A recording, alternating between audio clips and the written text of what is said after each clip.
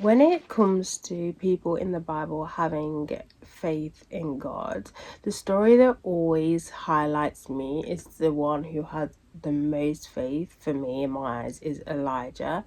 When it came to obviously Elijah versus the god of Baal, the confidence that he had was just, it's so inspirational, because sometimes we lack in that confidence. Sometimes, yeah, we believe in God, but we don't pray, or we don't pray or expect things in that much confidence. Sometimes we're like, well, if it's in your will, or that sort of thing, as if saying heal. If it's, say, you're praying for someone to heal this person, like, we don't say it with confidence, or do this because you can do it. Sometimes we can be a little bit not we can be a little bit, what's the word, a little bit lacking in a little bit of faith, if that makes sense. But this story with Elijah, it just has that, it always reminds me of how much confidence this man of God, this prophet of God, has in God, and that he knows that he's God, that Adonai is,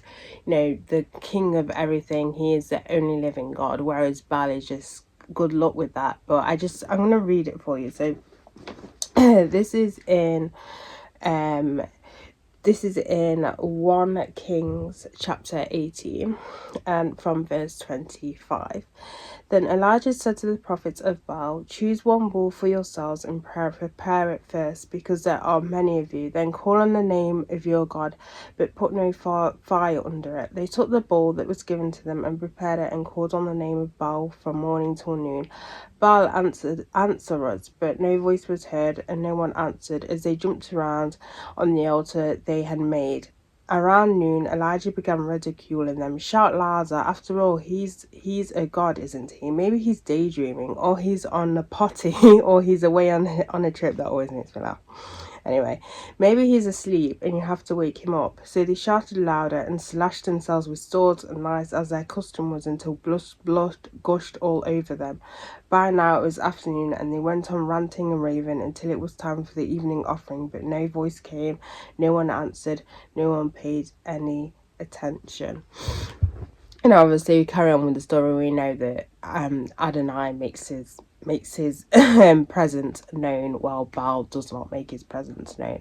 But as I said, I just love the confidence. I know he got a little bit cheeky. He got a little bit cheeky there by ridiculing the prophets of Baal. But that's how confident he was. He was so confident that his God was going to show himself, that the god of Baal is non-existent. That's how confident is. And it kind of reminded me one time at a home church, when someone mentioned how the fact that she had a thing where God was telling her that she was praying wrong and stuff, and it made me realize, actually, that sometimes I don't pray with enough confidence, or sometimes I may be in a situation and this always happens, unfortunately. That's how my brain works, where I'm in a situation and I think, oh no, it looks like there's no way out, but actually there is a way out, and God makes a way, and I'm thinking, oh okay, and then I was like, oh, I don't know why I went through all this. But obviously it's a learning curve and stuff. But I like going back to this story because it's a reminder that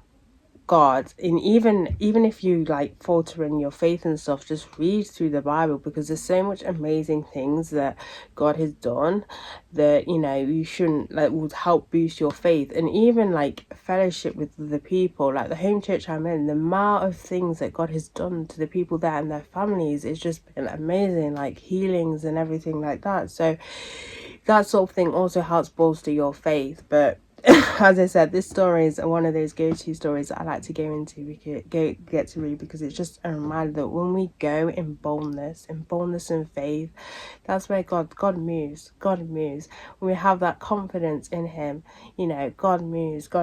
And it's happened to me before where I've prayed with so much boldness and it happens. So yeah. So it's just like a reminder as to, be that person of faith where we just pray, and when we pray, we know it's not going to happen. We know it's going to happen. It's not of, oh, if it happens, or if it's in his will or whatever. Even those things do are a thing, but we don't, you know, we don't say that in our prayers. We just go in boldness, knowing that he can heal, knowing that he can do this, he can do that, he can do all these miracles, and having that boldness in him. So yeah.